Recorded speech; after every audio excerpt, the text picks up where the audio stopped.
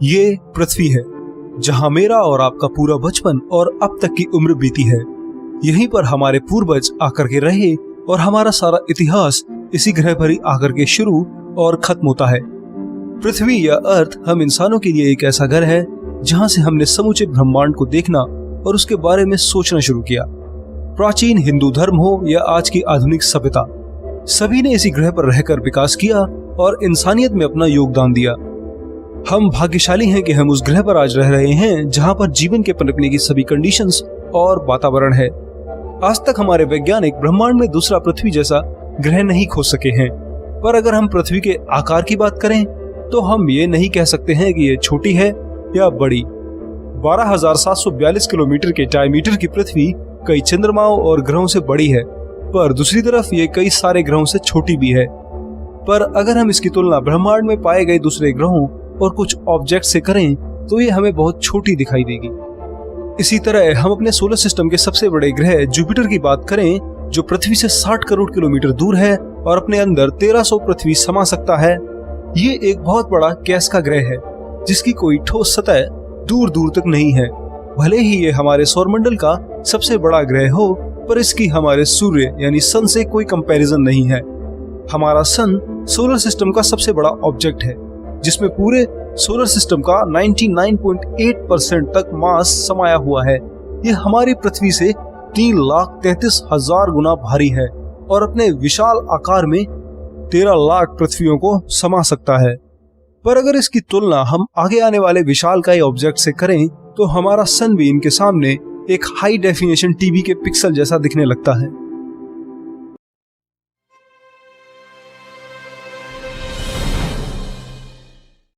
नमस्कार दोस्तों, आज के इस वीडियो में हम यूनिवर्स के उन ऑब्जेक्ट्स और स्ट्रक्चर्स के बारे में बात करेंगे जिनके आकार या साइज के सामने हमारा पूरा सोलर सिस्टम या फिर हमारी पूरी मिल्की वे गैलेक्सी सभी बहुत बहुत बहुत छोटे लगने लगते हैं। जैसा कि आप पहले से ही जानते हैं कि हमारे सोलर सिस्टम में हमारी पृथ्वी एक एवरेज प्लैनेट है जो केवल मरकरी, वीनस और मार्स से आकार में बड़ा है।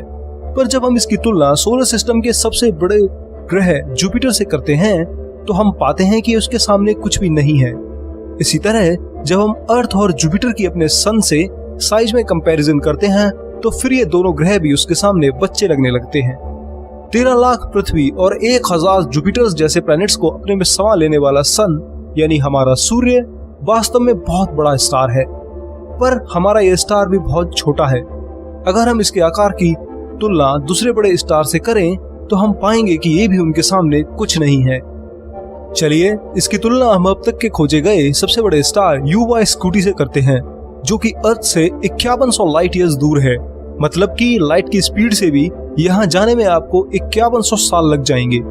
ये भले ही इतनी दूर हो, पर इसका आकार आपको हैरान कर देगा। 2.37 बिलियन किलोमीटर के डायमीटर वाला ये स्टार इतना बड़ा है कि अगर इसे सोलर सिस्टम में फिट किया जाए तो ये सन से लेकर के यूरेनस ग्रह तक की पूरी जगह को घेर लेगा। ये इतना बड़ा है कि इसके एक छोर से दूसरे छोर तक लाइट को भी पहुंचने में 2 घंटे लगते हैं। अगर हम इसकी कंपैरिजन अपने तारे सन से करें तो आप इस स्टार के अंदर कम से कम 400 करोड़ सूर्यों को फिट कर सकते हो। और अगर आपने इस स्टार की गलती से भी पृथ्वी से तुलना करने की कोशिश की तो फिर आप पक्का अपने होश खो बैठोगे। ये इतना बड़ा स्टार है कि इसके सामने पृथ्वी वास्तव में एक एटम जैसी दिखाई देगी। ये अपने अंदर कम से कम 650 खरब या 650 ट्रिलियन अर्थ्स को समा सकता है। एक तरह से देखा जाए तो इसके अंदर हमारी गैलेक्सी के सभी प्लैनेट्स भी समा सकते हैं। पर भले ये स्टार हमारे सन से इतना बड़ा हो, पर इसका मास हमारे सन से केवल 30 गुना ही है। हमारी मिल्की वे गैलेक्सी के सेंटर में मौजूद ब्लैक होल सैजिटेरियस ए का मास 40 लाख सूर्यों के बराबर है, जो कि गैलेक्सी का सबसे मैसिव ऑब्जेक्ट भी है। पर यह ब्लैक होल युवा स्कूटी से साइज में थोड़ा छोटा है। युवा स्कूटी वैसे तो सबसे बड़ा ऑब्जेक्ट है जो कि एक स्टार है, और ये हमारी मिल्की वे में भी अभी तक का खोजा गया सबसे बड़ा सिंगल ऑब्जेक्ट है। पर क्या कोई और ऐसा सिंगल ऑब्जेक्ट है जो कि इस तारे को आकार में मात दे सके? तो इसका जवाब है हाँ। अर्थ से 10.7 बिलियन लाइट ईयर दूर टॉन 618 या TON 618 नाम का एक ऑब्जेक्ट है जिसे वैज्ञानिक क्विजार भी कहते हैं। ये एक तरह से एक बहुत बड़ा अल्ट्रा मैसिव ब्लैक होल है जो कि एक बहुत बड़ी डिस्क से घिरा हुआ है। क्विजार यूनिवर्स के सबसे चमकीले ऑब्जेक्ट होते हैं क्योंकि ये तारों को खाकर चमकीले बनते हैं। एक क्विजार अपने आसपास के तारों की एनर्जी को खींच लेता है, जिससे ये यूनिवर्स के सबसे चमकीले ऑब्जेक्ट बन जाते हैं। डॉन 618 अब तक का खोजा गया सबसे बड़ा क्विजार है, जिसकी ब्राइटनेस या चमक कम से कम 140 खरब यानी 140 ट्रिलियन स्टार्स के बराबर है।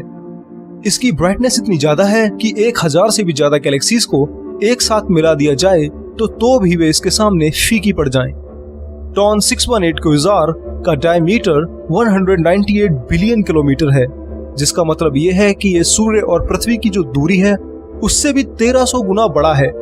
इसका आकार इतना बड़ा है कि ब्रह्मांड की सबसे तेज चीज लाइट को भी इसके एक छोर से दूसरे छोर तक जाने में 180 घंटे यानी कि 7.5 दिन लगेंगे।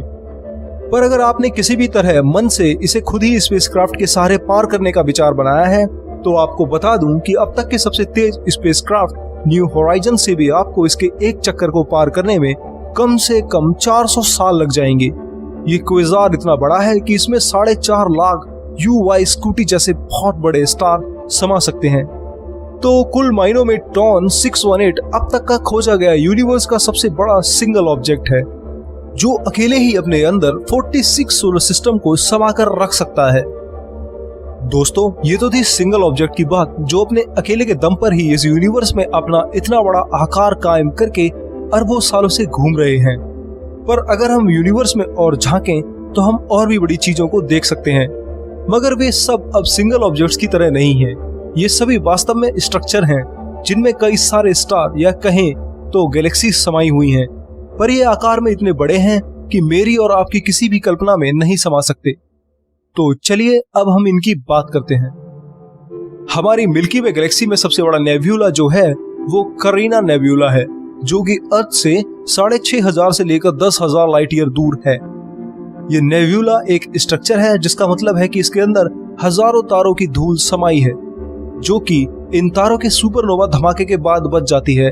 ये धूल या डस्ट के बादल इतने बड़े हो जाते हैं कि कई सौ लाइट ईयर तक इनका फैलाव होता है। करीना नेब्यूला भी इसी तरह कई तारों की धूल से बना नेब्यूला है, जो कि 460 लाइट ईयर में फैला हुआ है। ये नेब्यूला यूनिवर्स के सबसे बड़े ऑब्जेक्ट डॉन 618 से भी 22,000 गुना बड़ा है। पर यह नेब्यूला भी कुछ नहीं है, ये तो हमारी यूनिवर्स के स्ट्रक्चर की शुरुआत भर है। इस नेब्यूला के बाद आती है हमारी मिल्की वे गैलेक्सी, जो कि 1 लाख लाइट ईयर्स में फैली हुई है, जिसके अंदर कम से कम 500 अरब से ज्यादा स्टार्स और सैकड़ों नेब्यूलाज हैं। मिल्की वे गैलेक्सी करीना नेब्यूला से आकार में करीब 230 गुना बड़ी है। मिल्की वे के बारे में एक फैक्ट ये भी है कि हम आज तक कभी भी इसकी रियल इमेज नहीं ले सके और ना ही कभी ले पाएंगे, क्योंकि हम मिल्की वे गैलेक्सी के जिस हिस्से में रहते हैं वो बहुत छोटा है और हम केवल मिल्की वे का एक हिस्सा ही देख पाते हैं। आज तक वैज्ञानिकों ने जो भी मिल्की वे गैलेक्सी की इमेजेस ली हैं वो दूसरी स्पाइरल गैलेक्सीज की हैं, पर इतने बड़े आकार की मिल्की वे गैलेक्सी भी इस यूनिवर्स में नहीं टिक पाती है। गैलेक्सीज की बात करें तो IC 1101 अब तक की खोजी गई सबसे बड़ी गैलेक्सी है, जो कि पृथ्वी से 100 करोड़ लाइट ईयर्स दूर है। मतलब कि हम टेलीस्कोप से जब भी इस गैलेक्सी को देखते हैं तो हम इसे 100 करोड़ साल पीछे क्या ही देख पाते हैं। ये गैलेक्सी 40 लाख लाइट ईयर्स में फैली हुई है, जिस वजह से ये हमारी मिल्की वे गैलेक्सी से 40 गुना बड़ी है।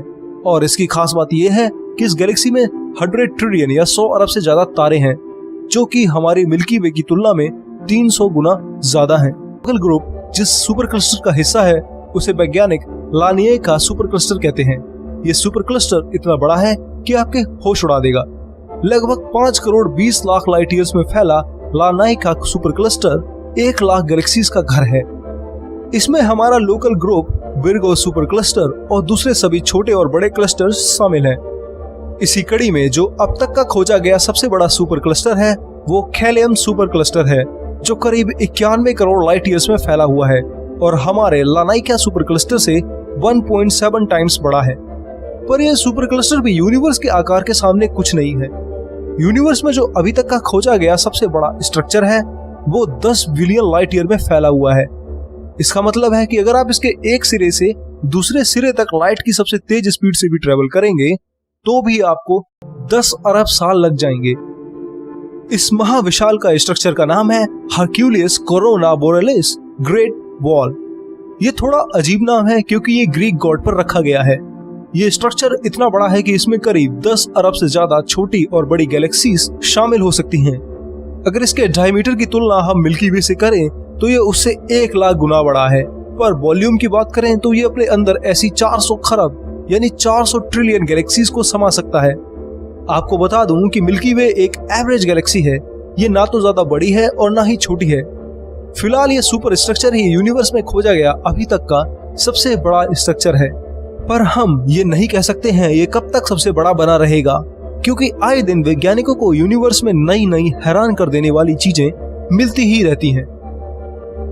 दोस्तों, इस वीडियो में इतना ही। यहाँ मैंने यूनिवर्स में खोजे गए अभी तक के सबसे बड़े सिंगल ऑब्जेक्ट्स और स्ट्रक्चर्स की बात की है। ये सभी साइज में इतने बड़े हैं कि हमारी पृथ्वी भी इनके सामने एक एटम जैसी लगने लगती है। वीडियो कैसी लगी और कौन से ऑब्जेक्ट और स्ट्रक्चर ने आपको सबसे ज्यादा हैरान किया, कमेंट जरूर करें और साथ में इस वीडियो को लाइक भी करें। मैं इस वीडियो पर 8000 लाइक चाहता हूं, तो दोस्तों इसे जमकर शेयर करें और लाइक करें और हमारे और आपके इस प्यारे चैनल को भी सब्सक्राइब करें। धन्यवाद। आपका दोस्त शिवम।